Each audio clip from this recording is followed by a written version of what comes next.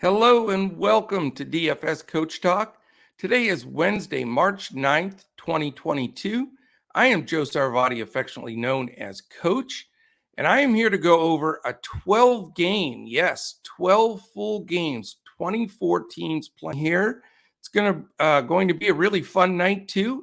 We were invited here at Coach Talk down to Houston to enjoy the Rockets-Lakers game tonight by Draftkings. So thank you out there to Draftkings. We're going to be in their party suite, and Coach is going to get his party on tonight. We're going to have some fun. We've got one of our members, Jacob D, meeting us down there, and my son Dawson, who's the player, by the way, over my shoulder here. The three of us are going to join them down at the Toyota Center. Hopefully we get to see some good young Houston players, a little bit of LeBron and poor old Westbrook, who's been a little bit tortured lately. But we're hoping to see the whole thing, and it's a fun game. I'm going to represent Coach Talk, have all our gear on, and going to enjoy it. So what I'll be doing here, I've been working last night and today on this 12-game slate. It is a big one, but if you listen consistently, I feel my percentages, it's numbers don't lie. When it's double-digit games, I do much better. So I like the more the variance, more the choices, and less chalk, etc. So excited to go over this 12-gamer today. And then for our members, I will still have plenty of time to get lineups in and everything right until lock. No worries there. So we're going to have everything ready to roll tonight as we attack this slate. So we cannot waste any time because we have 12 games to get into here, and we want to make it reasonably quick enough that everybody has a chance to listen to it. So first two games are at 7 o'clock. They go throughout the entire day through the last game at 10:30.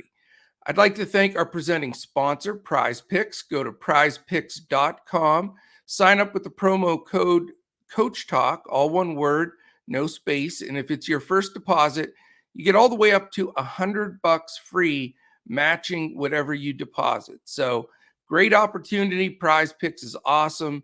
And we've got some good Prize Picks plays for you for today as well. To give you a real quick look at what the schedule is going to be like the rest of the week, tomorrow is just a 2-game slate, almost going to be like a day off. We'll tackle that. And also tomorrow's the start of the Players Championship in PGA. Very excited for that one. Andrew will be posting the PGA podcast this afternoon, and then those picks will go up this evening. Then it's going to be Fun Day Friday because Gundacker is going to join me. We're going to go over the Friday slate together. Also, another big slate that day, 10 games. And so that'll be fun. Saturday, it'll be Crash and I, and we'll do our Two Brains Are Better Than One FanDuel GPP lineup for that podcast.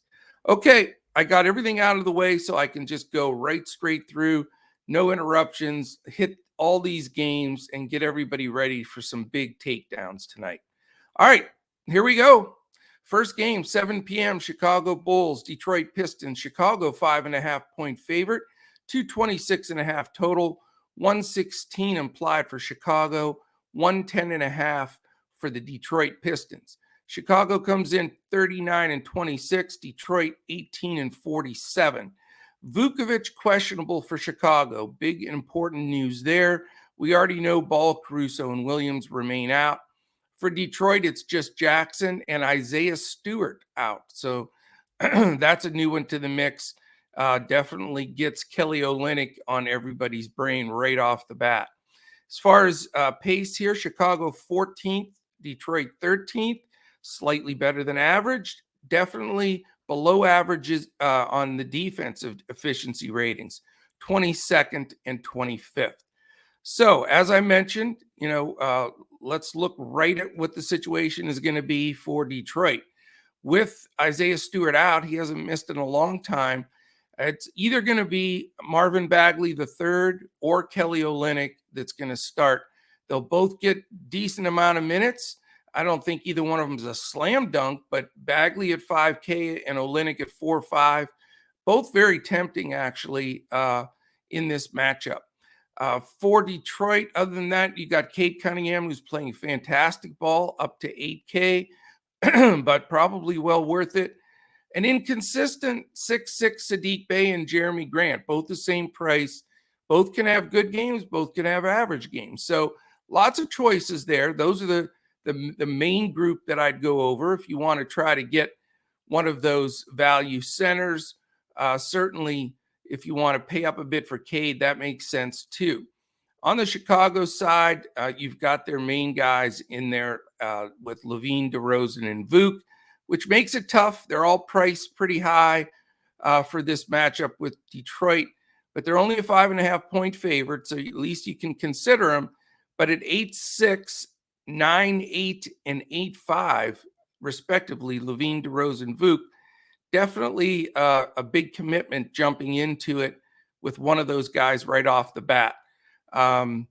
Not really crazy about the Vuk play.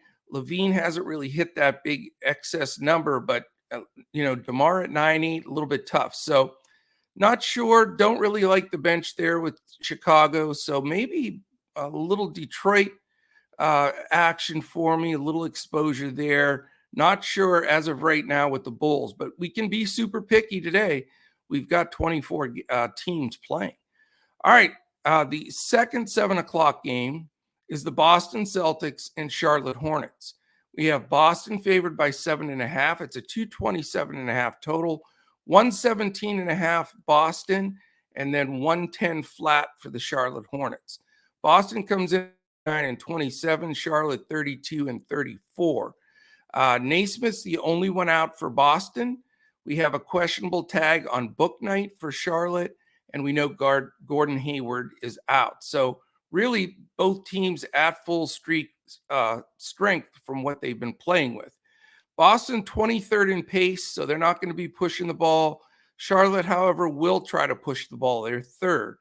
Defensively, we know Boston has been an absolute juggernaut of late. They are second and gaining on Golden State. So they are close to being the best defensive efficient team in the entire league.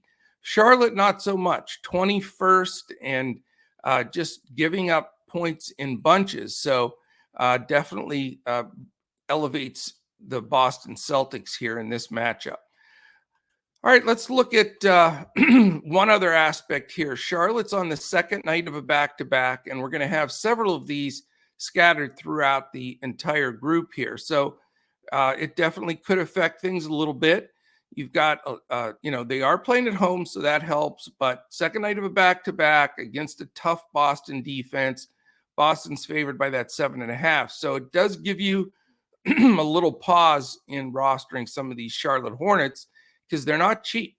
Ball's 8-8, Rozier 8, Miles Bridges 7-7. So the three best guys, a little bit too high priced for me against this good Boston defense.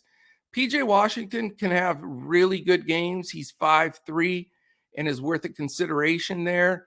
Not really interested in the Plumlee Harrell timeshare at center. So really not feeling the Hornets tonight against this tough Celtics unless we want to go with a value play in PJ.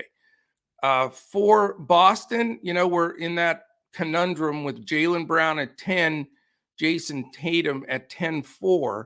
So, yes, there's potential for 60 burgers for these guys against a shaky Charlotte defense. But do you pay up here is the question. 10-4, a little much with Brown, Smart, Horford, Williams, Derek White, the whole group behind him and playing. If you go mid-level, you can look at Marcus Smart at 6'5", Horford 6'3", and Robert Williams 7'1", but none of them are, smash value plays. Now, obviously, we're going to have value open up like crazy throughout the day, so we will keep you posted on that. But as of now, this game, even though it's 227.5, Charlotte games do score a lot of points. I'm not, diving on any of these players at the moment. If I was to go somewhere here, maybe Jaylen Brown at 8K, that does seem very fair for a guy that could be, the leading scorer in this entire game. LaMelo Ball at 8.8 is very tempting, but with Marcus Smart D, and the rest of that second ranked defense, I just can't see myself going up to that number. All right. We move on to the 7:30 game. There's only one of them. It's the Phoenix Suns at the Miami Heat. Miami by 8, 217.5 total, 104.75 for Phoenix, 112.75 for the Miami Heat. Phoenix is 52-13, Miami 44-22. Possible, who knows? Maybe NBA Finals potential for these two. Certainly can do it. It's in the cards if they play it out. Phoenix, we know Booker and Cam Johnson are questionable. So if we get those two back, it's a whole different ball game. We've been riding this Phoenix value to make our lineups work with Payne, Shamet, Bridges, Crowder, even Ayton. Those guys have been in tons of lineups since we had Booker and Chris Paul and even a little Cam Johnson out. So things change here. We need that news. Hopefully we'll have it. If Booker and Cam Johnson are in, it changes everything. Booker becomes one of the best plays on the slate to me if he's going to play unrestricted minutes. And this is an important game against Miami. You got two really adept teams here. So we'll talk more about that when we break it down. But Kaminsky, Paul, and Sarge remain out for Miami. Caleb Martin, questionable. And Markieff Morris is doubtful. So he's actually possibly going to play again at some point. Thank goodness. He's still sitting from when Joker snapped his spine in half. So not quite, but you know what I'm saying. So let's look at this game a little bit closer. We've got, I got to take a coffee drink already. We have Phoenix on the second night of a back-to-back. So I'm thinking that really elevates the fact that Booker and Cam Johnson will play. So I'm counting them in as of right now. They are 8th in pace in the league. Miami plays slow and plays D. They're 28th overall in pace, but 5th in defense. Phoenix is 3rd. So the total's only 217.5. Miami, 8-point favorite, which is quite a few points. But you've got Phoenix on the second night of a back-to-back and these two fantastic defenses. So it is a hard game to really focus on. But I still think Booker at 8.8, if he plays, is a really terrific play. If Cam Johnson plays, we'll consider him as well. But Cameron Payne at 6.5 has been terrific. If Booker does happen to sit, then Payne is the play for me. If he plays, if Booker plays, then I'm going to go that direction. Mikal Bridges, fair price at 6.8, as is Crowder at 5.7 and 8 and 7.3. So the good thing about Phoenix is their prices always remain fairly decent because you don't have blow it off, 50, 60 point night, blow it out kind of guys, but these guys can consistently be in optimal lineups. Obviously, if some of those guys are back, it downgrades Shamet pretty much off the board for me. But we need that news. That's going to be important. Hopefully we'll have it. It's only 30 minutes after lock. For the Heat, it becomes a little bit more complicated because the depth is there with Lowry, Robinson, Butler, Tucker, Adebayo, Hero, Oladipo now, Martin, Dedmon, Strus, Vincent. I mean, they've got a lot of guys that they're playing, and he usually runs a fairly tight rotation, but because of injuries and everybody being in and out, they've played a lot of different lineups, and it's been successful. But this is an important game. I do like some of the Heat players here. Lowry's been out, so if he plays at 7K, that's so cheap, but we have to make sure he's not on a restriction. Jimmy Butler, of course, he rises up in games like this. He's 8.6, and Bam's at a fair 8.5 price too. So those guys are all in play for me. Even Tyler Hero off the bench at 7.2, I think, deserves a mention. So I'm not going to be stacking this game, but I wouldn't mind going a 1v1 with like a Booker Butler type scenario here. I think both teams will play well. Now, it will be somewhat like, playoff type atmosphere. And I know we've talked about this before. The scores go down. It gets a little more intense defensively. So I wouldn't recommend going more than a one-off on each side in this matchup because it's going to be a tough one. But I do want exposure because I think these guys are priced right. They're priced fair. Wow, it's coffee day. And we're only on the third game. Oh, Lord, we're in trouble. So it's, the teams are priced, the guys are priced right here, though. And I think that you're going to see some people reach value. So I'm not ignoring this game. Some will. I know it's one of those where you say, this is the best game to watch, but not best to own in DFS. But I think there are some guys here priced right that you can get to. Okay, the game that I'm going to be at. So this is going to be exciting, being able to be in person at a game, hobnobbing with the Draftkings folks. But it is a good one, too. How about 232.5 for a total? It's the LA Lakers at the Houston Rockets. Lakers are favored by 4.5. Again, that 232.5 total, 118.5 Lakers, implied 114 for the Houston Rockets. So this one is going to be fun. Lakers are 28-36, Houston 16-49.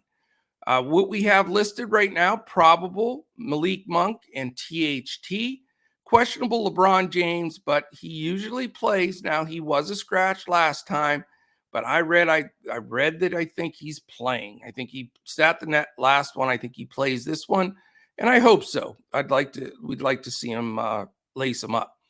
We also have questionable tag, out Anthony Davis and Kendrick Nunn.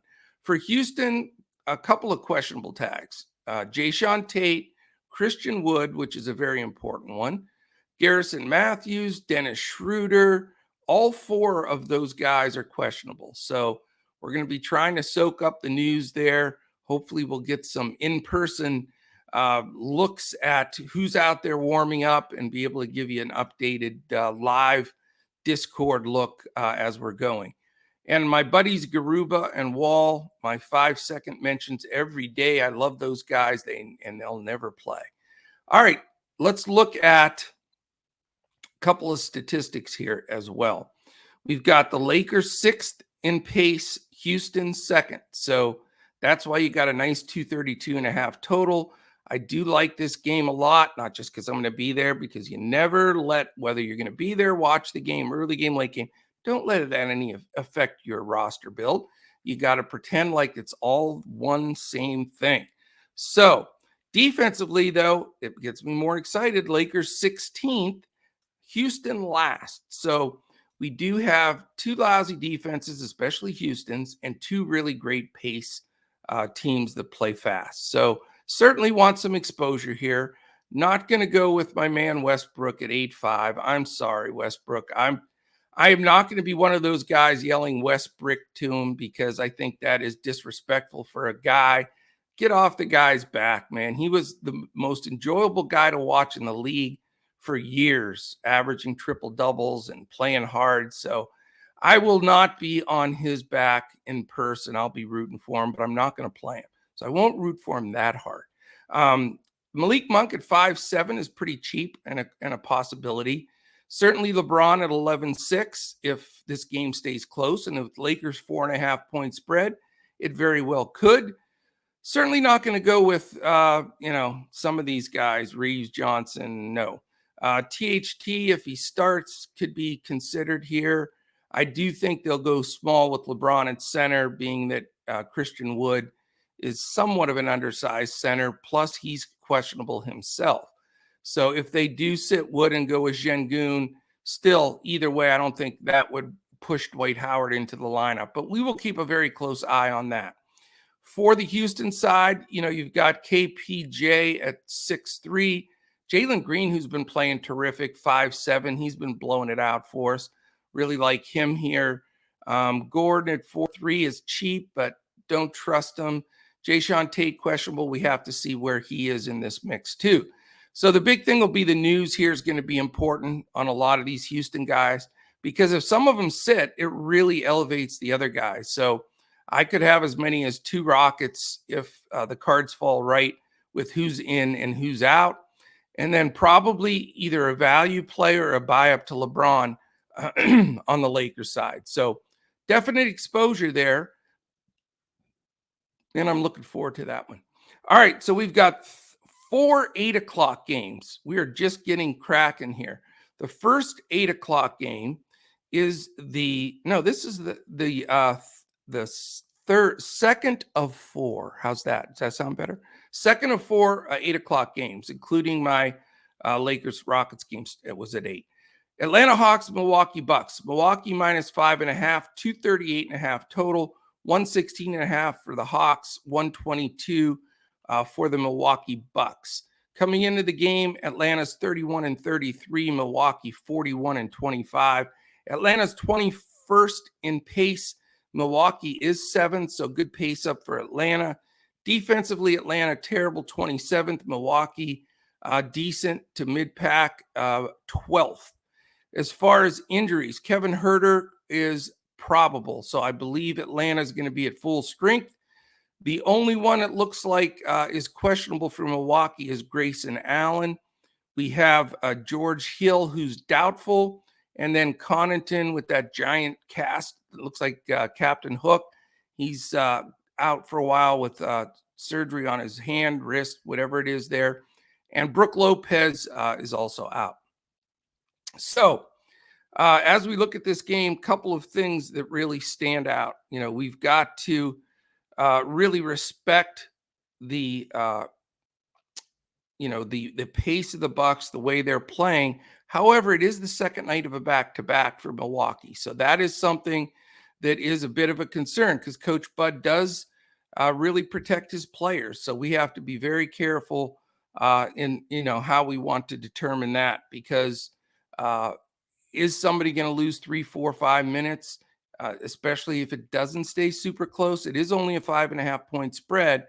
So, that's the tough call because you don't get any freebies here with Milwaukee. Holiday 7-9, Middleton 8, and then, of course, Giannis is 12, and Portis is 6-8, which isn't too bad. So there's certainly a lot of options there. Giannis, always a great pay-up option, and he is in this one just like any other time.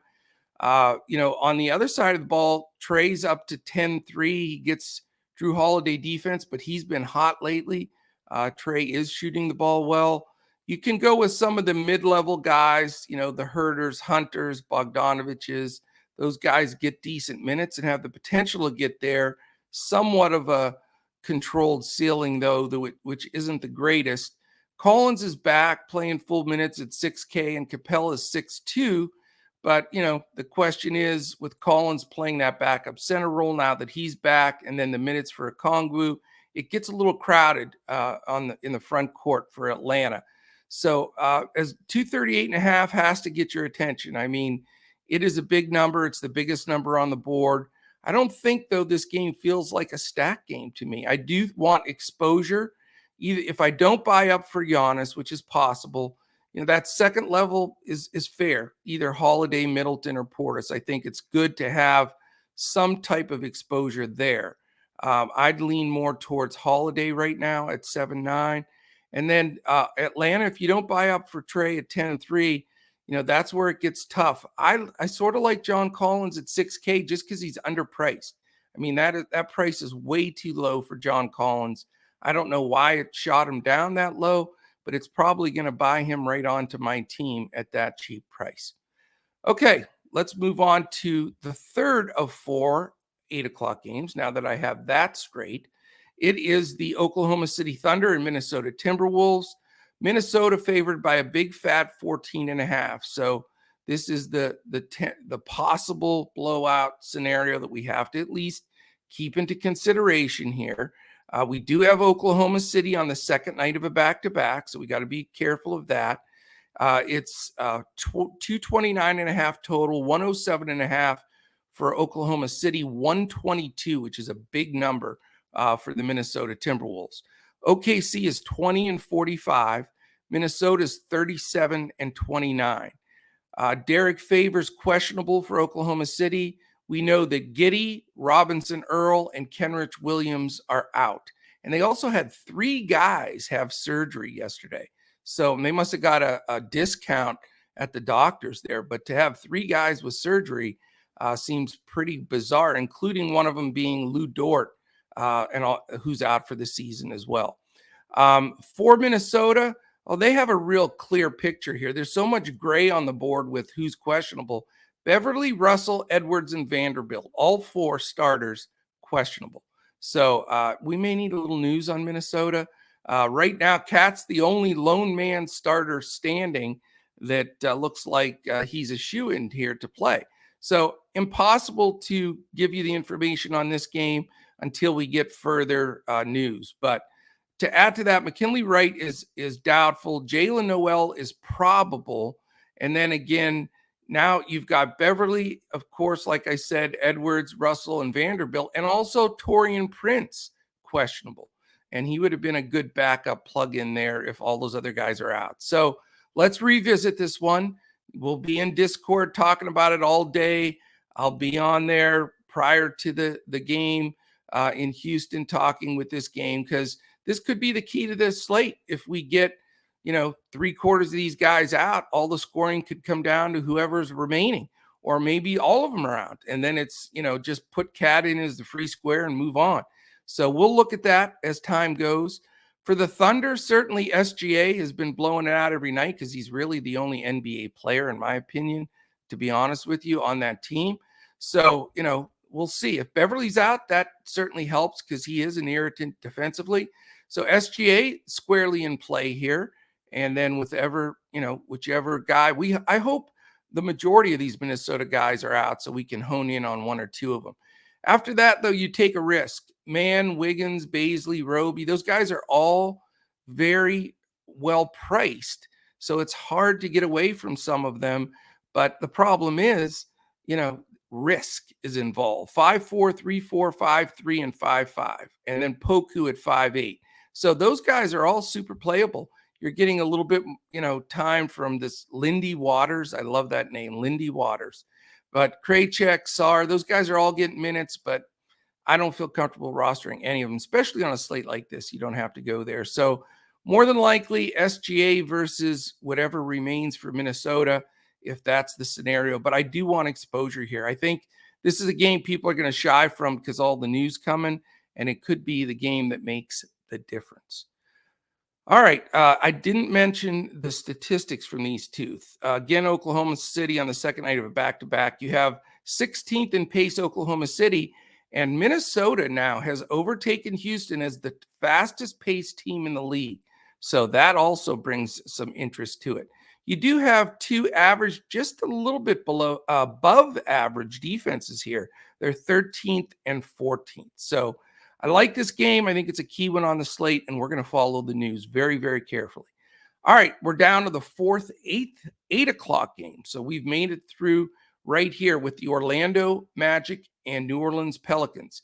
Pelicans are favored by 8, a 222 total, 107 implied for the Magic, 115 for the Pelicans.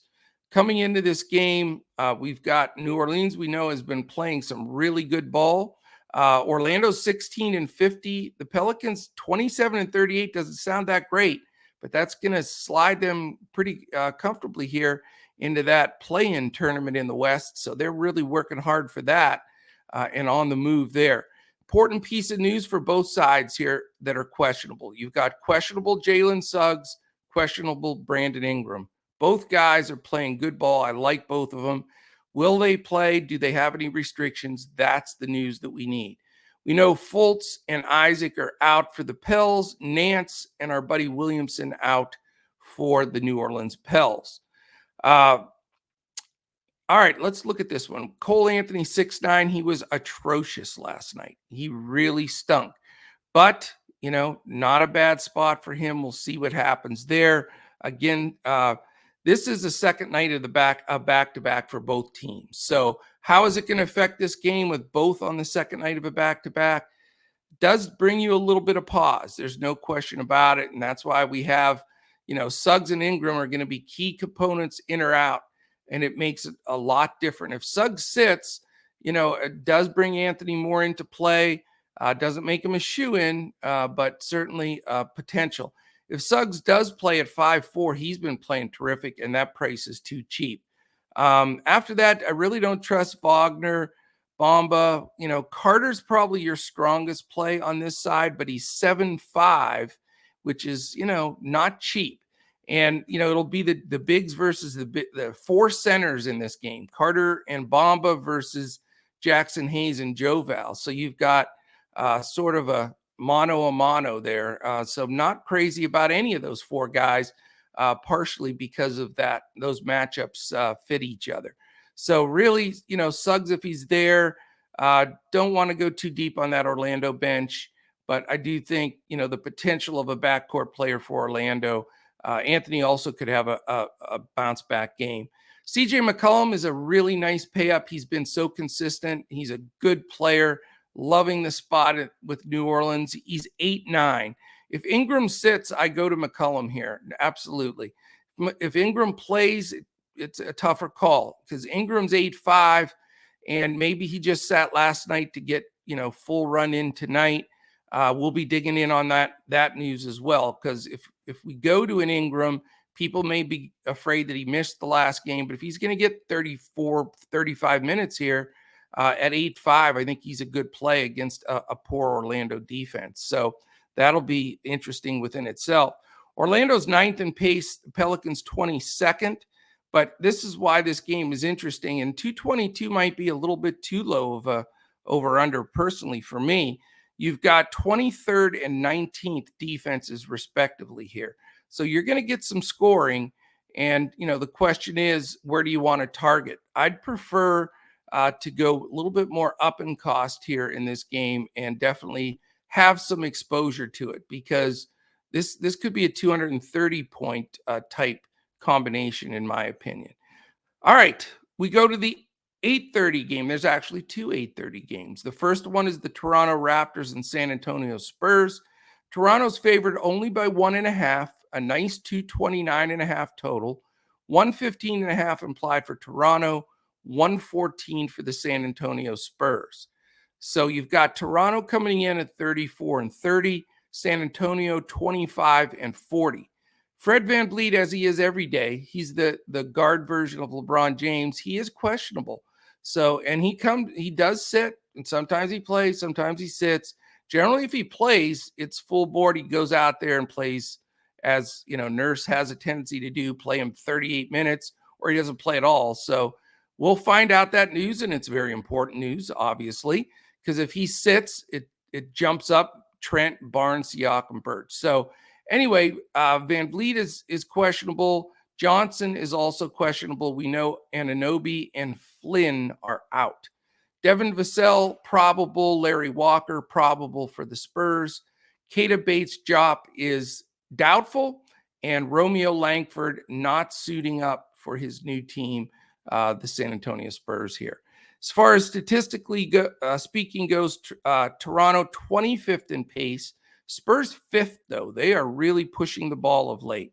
Defensively, middle of the road. Toronto 15th, San Antonio 18th. So nothing to write home about either way. If VanVleet is in, he's 8-2, matched up against DeJounte Murray, who's a monster defender. It's a tough call there. Not probably going to go with VanVleet, whether he's in or out. Murray's all the way up to 11-3. Deserves to be. We talk about that. His numbers have been phenomenal and certainly can smash here. I doubt I'm going to go to that number on him. He does have a tendency to get disrespected, though, as a big pay-up guy, and he certainly can put up almost like quadruple numbers at times. So somebody to fear, but not in my initial build. VanVleet either. But if VanVleet sits, like I say, a lot of these other guys become playable because their prices are fair. Trent 6'9", he's been slumped lately, though. Barnes at 7'7" has had some terrific games. Siakam at 9'5", but he throws in a real clunker game from time to time, and it makes it very nerve-wracking. There's a bunch of cheap commodities here. Birch at 3.4, Boucher 4.9, Achua 4.2. But it's getting crowded. They get a little minutes for Banton and Thad Young. So I don't know. I'm not diving to this game. on the Toronto side, even though I really think that it's a good, fair line. I think Barnes at that 7-7 number is sort of the most interesting to me. And then on the Spurs side, if you don't pay up for Murray, it's hard to really feel committed to anybody else because you've got the Vassell, McDermott, Johnson, Pirtle, Walker, Jones, Primo, Zach Collins, and Josh Richardson now. So they're playing 9 guys pretty consistently, and it looks like they're all going to be in. So you can go on the cheap, for a Vassell at 5-4. Primos look good at times at 3-4, but none of their minutes are super safe. So it almost really gets you into that Joker type of feeling with Denver, where you feel comfortable paying up for him, but everybody else is really a scary play. It's sort of that way with the Spurs now as well. So if I do find a way to get Murray in, I just don't see it right now that I would do it. But after that, I think more mid-level price guy for Raptors and not make this an over the top game. I do think it's a sneaky game though, and it's hard to figure out who to fit in, but I'm going to try to get some exposure to the game, but certainly not to the point where it can sink me. All right, the other 8:30 game, it's the New York Knicks and the Dallas Mavericks. Dallas favored by 8. It's a 215.5 total, so very low total. 103.75 for the Knicks, 111.75 for the Dallas Mavericks. Coming into the game, the Knicks are 27-38. The Mavericks are 40-25. We've got Mitch Robinson with that mystery illness where he went out after a couple of minutes. He's questionable, so good luck with that play. You got a stronger spine than me. I would not want to risk that. Guys that are out for the Knicks: Grimes, Noel, Reddish, Rose, Toppin, all out. For Dallas, the big thing is Jalen Brunson, and that's very important. He's questionable, sat the last game. Hopefully he's in this game. It's an island game for both teams, so if he's ready to go, he'll lace them up. Chris, Hardaway, Ntilikina, and Pinson are out for the Mavericks. As far as statistically speaking, we've got the Knicks 29th in pace and Dallas 30th. So there we go. We have the 2 slowest teams in the league battling against each other. So you got a terrible 215 total, 2 super slow teams. So that takes a lot of guts to buy up to the Randalls and Lucas in this game script. Defensively good too. The Knicks are 11th and the Mavericks are 6th. So everything points to just a dead DFS game here. But I don't know, can that make you completely different from everybody else? It can. Luka's been an absolute maniac. He is 12-3, but and I'll tell you what, the Knicks do play solid D, but not in their backcourt. Burks, Fournier, Quickly, those guys don't defend well. Now the wings and interior do, but you do have Mitch Robb if he plays, patrolling the center of it. But I don't think Luke is a cross off here. I'll just say it right now. I think he'll be less owned than he is almost all the time, because everybody's going to see the same thing. Lowest total game, 2 slowest teams, 2 good defenses. I just don't think it eliminates Luka. I mean, as of now, I'm on the fence whether I want to try to get a lower owned Luka, because he will be lower owned, and try to just, steal a 60 burger, 70 burger from him. But I'm not sold on it yet. It does scare me that this game's going to be so slow with all these other options out there. If Brunson doesn't play, it moves Luka up a little bit for me and probably pushes him to making a lineup for me. If Brunson plays and he's not restricted, then that probably is going to be the difference maker of not playing Luka. It's that close, because Brunson gets a lot of run at the point when Luka's out, and he's very adept out there. You can go cheap with Reggie Bullock at 4-4. He's going to be very fired up, revenge game against his Knicks team, and they didn't want to keep him there. So at 4-4, Bullock's going to be on my list. I think that narrative is real, and he's shooting the ball very well. I also think he's going to dog RJ Barrett, because that was part of the reason they let Bullock go completely, because they felt Barrett, which he's deservedly so, stepped in and just taken all the minutes at that position. But I do think Bullock will hound Barrett, so I'm not looking to play him, and Bullock could squeeze into my lineup. Really not interested in anybody else. Spencer Dinwiddie's up to 6.5. He would be in play for me if Brunson sits. If not, then I'm good to go there. On the Knicks side, really, it's been, Barrett, Randall for the most part are the only two guys getting it done. Randall's a big 10-1 though. And he, Dallas is his hometown. So he's at home, lots of family here. So it's tempting, another narrative thing right there with Julius Randle. So it's a hard one. And this is where that story, I don't know if you've heard that one, where the Lakers, when Randall's rookie season came to Dallas to play, it was the night before the game, and Randall was leaving the hotel to go out with all his buddies from here in Dallas. And Kobe said, "No, you're coming with me. We're going to the gym." And he always had a gym here, one of the high schools that he'd go play at and get, literally 1,000 shots up the night before the game. So anyway, a lot of nostalgia there for Randall, a lot of home, home stuff. But, we'll see. Is he going to be distracted? Does that elevate his game? No one's going to own him probably, because at 10-1 against this slow pace, I don't know. There is a path to be like extremely sneaky. If you went Randall, Doncic, I don't think anybody's going to do that. But I do think they both can get to their number, as crazy as it sounds, but it comes with a ton of risk. Definitely take a shot with those two in a GPP, but whether one of them sneaks into my cash game, that's still going to take a lot of guts to do that, because this is going to be like watching paint dry with the pace of this game. So it's a tough call. It can be pivotal, and I think that we need to at least discuss it and consider it. All right, we go now to the late slate. There's 3 games. It's a 10 o'clock game. There's one other 10 and a 10:30. So wall-to-wall basketball. You got to love it. First 10 o'clock game, Denver minus 4.5 against the Sacramento Kings. A nice big 237 total. So another very targetable game here. Denver implied 120.75. The Kings 116.25. Denver's 39-26, Sacramento 24-43. Will Barton questionable, Zeke Naji probable, Bones Highland questionable, so that makes a difference because he's been getting some rotational minutes. Same 3 guys out as always, Canchar, Murray, Porter. For Sacramento, a couple of questionable bench guys, Harkless and Lamb. We know Davis and Holmes are out. So coming into this game, we've got first night of a back-to-back for Denver. So that is they're the only team with that designation. So I don't know if that affects anything with the Joker, especially. We'll see how that looks. They are 20th in pace, Sacramento 10th. So not the fastest game. It's just the defenses aren't good.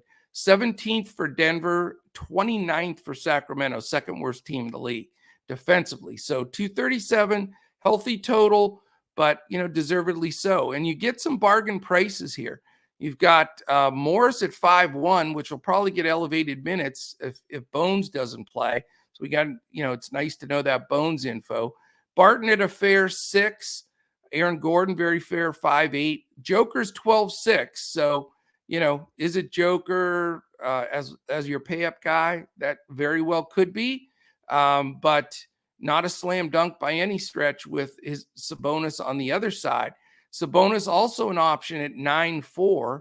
You get that 3K, 3.2K discount to Joker. Certainly not the same ceiling as Joker, but he has been playing very well. He and Fox, but Fox is at 9.3 now. So that stings too. Those are the 2 guys that have been considered every night for Sacramento. It's hard to feel real comfortable going anywhere after that. You got Holiday at 3.7, Barnes at 6.1, Lyles at 4K. You get some cheap prices. DiVincenzo's been a lot more involved in their offense. He's finished some games. He's getting big minutes at 4.7. He's a little interesting there for value, because until some of this value opens up today, there's not a boatload of it. So it's not like these days where you could just take the 2 best guys, just, put Luka and Joker in there and you've got 3 guys at almost min price that are starting. We don't have any of that today so far. So this is going to be something we have to watch closely. We're going to have to really produce some of our own value. So guys like Barton or Gordon or Monte Morris or Lyles or DiVincenzo, guys like that are in play, because if you can get those lower price guys to get you 7-8x to go with your good players, you're going to be in really good shape here. So big total here, good game to look at, and just a lot of tough decisions to be made there. But if you're not going to pay up for the Fox, Sabonis, Joker levels, then you can look at some of these mid-range guys as well. All right, the other 10 o'clock game, Portland Trailblazers, Utah Jazz. Utah favored by, you ready for this? This is like one of the NCAA games, 17.5. So if you can't game script a blowout here, I don't know what you do, but man, 17.5, 221 total, 101.75 is all for Portland in a 221 total game, 119.25 for the Utah Jazz. So this game, very scary. I think a lot of people are going to say, screw this game. I'm not even going to mess with it. It could easily blow out.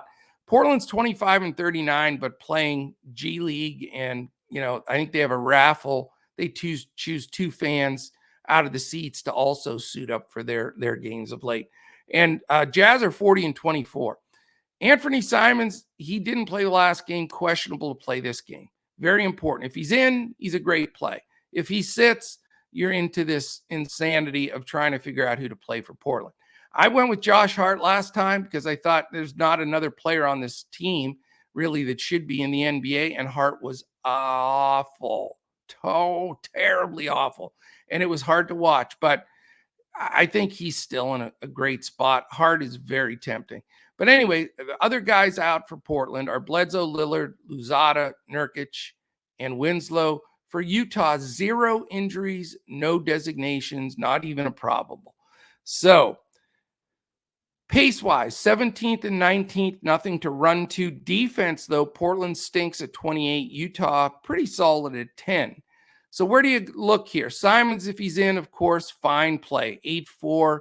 If he's, not on any restrictions, dial him up. I'll go Simons. If not, you've got your nightmare of choosing. Do you go with Josh Hart, which I felt was a cheap mid-7 price at 7-7? I think he can bounce back. I'm not crossing him off, even though he broke my heart last time. Hopefully he can repair it this game if I dial him up at 7-7. Sorry for the bad joke. Watford at 5-7, getting decent time. I played him, watched him quite a bit last time. He was solid. The big thing's going to be everybody's going to go, is goo-goo over Brandon Williams. People were gushing. They love this guy. He's Michael Jordan reborn, Brandon Williams. But everybody went nuts for him because he was so cheap last time, and he went like, 107x. I don't know what he was. But big shout out to our guy Mike S. in our Discord. He had been touting Brandon Williams all day, and he came through.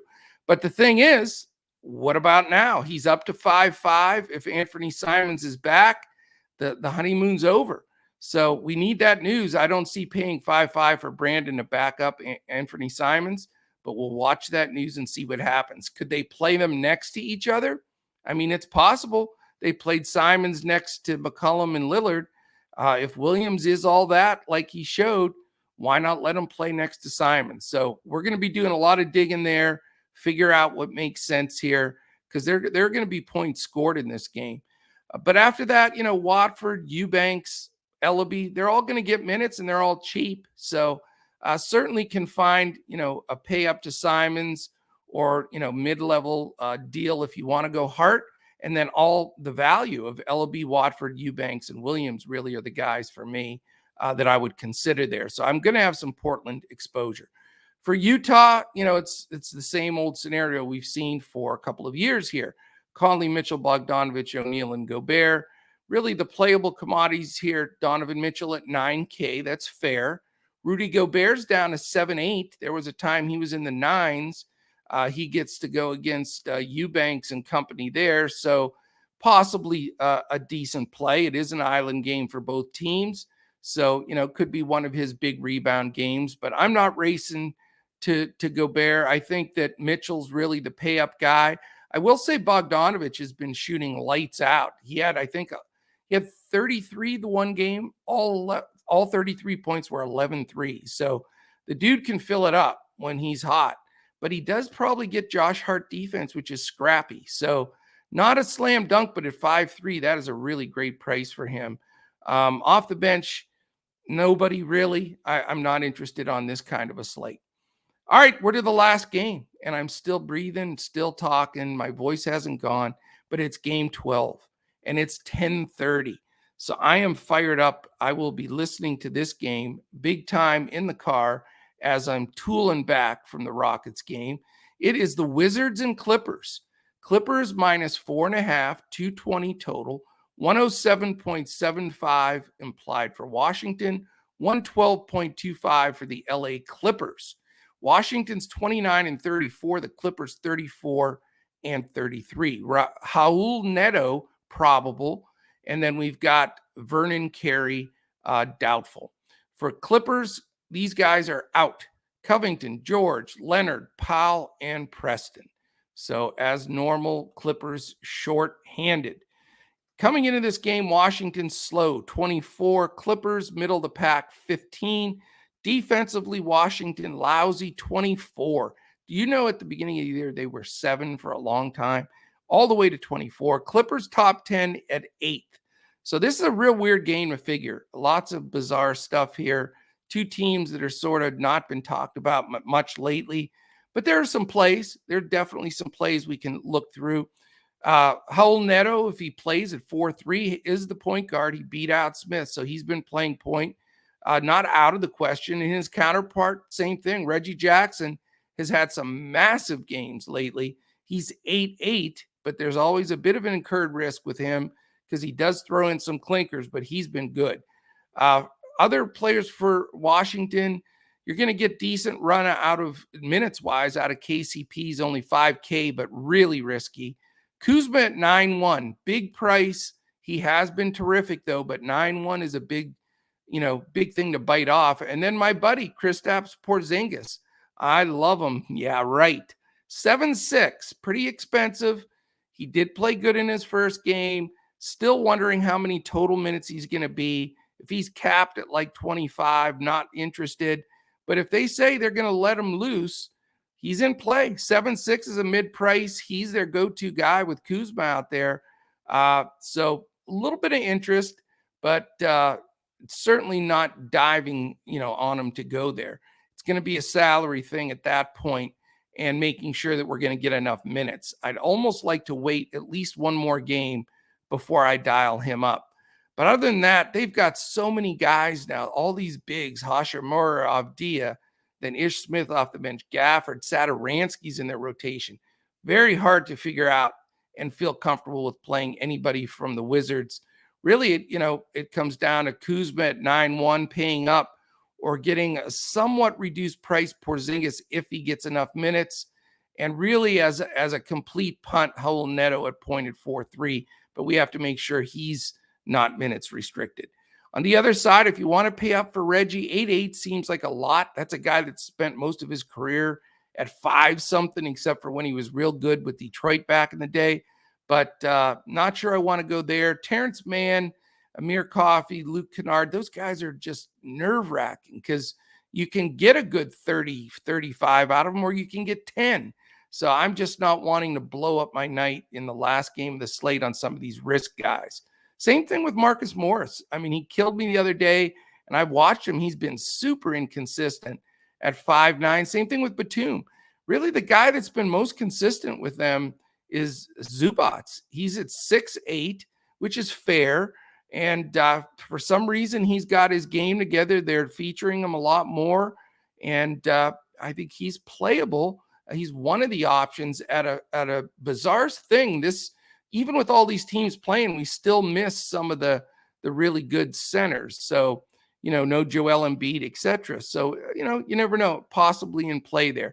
Don't love that game, but possibly a one-off to fill out the final roster spot. So that is it, my friends. Deep breath. I told you no breaks during the whole thing. So hopefully you guys listen through the entire thing. We would love to have you join us. DraftKings party tonight is going to be fun. I wish you could join me there, but we'll be thinking about you. I'll be posting some stuff, but we would love to have you join us at dfscoachtalk.com. Just go there. You can sign up for as little as 3 days for $10. Love to have you join. We have the best family, the best Discord in the business. Also, this is sponsored by Prize Picks. Go to prizepicks.com. Sign up with the promo code Coach Talk. Get all the way up to $100 match on your first deposit. Also, if you're watching this on YouTube, quick thumbs up, hit the subscribe button, and that is greatly appreciated. Give us a comment. I'll be in here during the premiere. So if you have questions, let me know then. And we have a big contest today. If you give us a thumbs up in YouTube, and you when we post this tweet that this podcast is up on Twitter, if you like it and retweet it, you have to be following us. If you do those 3 things, like and retweet on Twitter, thumbs up on YouTube, you get in a contest that we're going to pick at 6 p.m. Eastern today in honor of the 12 games that they're playing, a 12-day free all-access pass to Coach Talk. So you get a 12-day membership draw just for doing those 3 things. So look forward to that drawing later today. It'll be splashed all over our social media. And I really appreciate everybody listening in for another great day. I love these double-digit fields. It's going to be a lot of fun for sure. So thank you for taking the time. Hopefully this helps you build some big winners. And we'll be following along here all the way through the rest of the day. So thank you so much. Awesome day. Definitely a great night to crush it in NBA DFS.